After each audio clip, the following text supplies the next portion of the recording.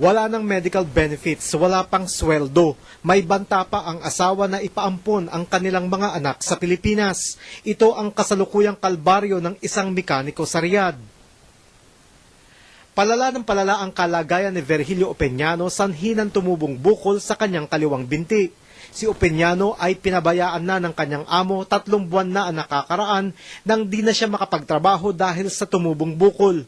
Sa isang maliit na kwarto sa likod ng abandonadong talyer na ito, mag-isang nakatira si Opeñano. Ako na lang mag-isa.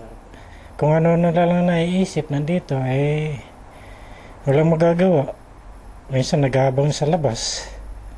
Paika-ika na inaasikaso ang sarili. Magkaminsan, may napapadalaw na nagmamalasakit. Ayon kay Opeñano, umuwi na sa Pilipinas ang isa pa niyang kaibigan, kaya't wala na raw nagbibigay sa kanya ng pagkain. Wala nang mailuto.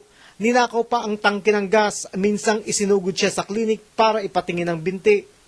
Ngayon, hindi nalinisan kaya dumudugo. At saka tinatrangkaso pa ako. Hindi ko alam kung ano. Nandito lang naman ako sa loob ng kwarto. Wala na akong kasama, ako lang mag-isa. Isang Saudi ang naawa at binigyan siya ng baston, pero ang mismong asawa ni Opeñano ang hindi makaunawa sa kanyang kalagayan. Ayon sa text na natanggap niya, planong ipaampon na ng kanyang asawa ang 2 anak dahil di na siya nakakapagpadala ng pera. Gusto sana akong makauwi ng madali. Wala naman akong pera. 2 buwan na akong naka-stay dito, walang trabaho. Gusto ko humingi ng tulong at kung sino man ang may maluluwag ang puso na tumulong sa akin, sana mapagbigyan niyo ako.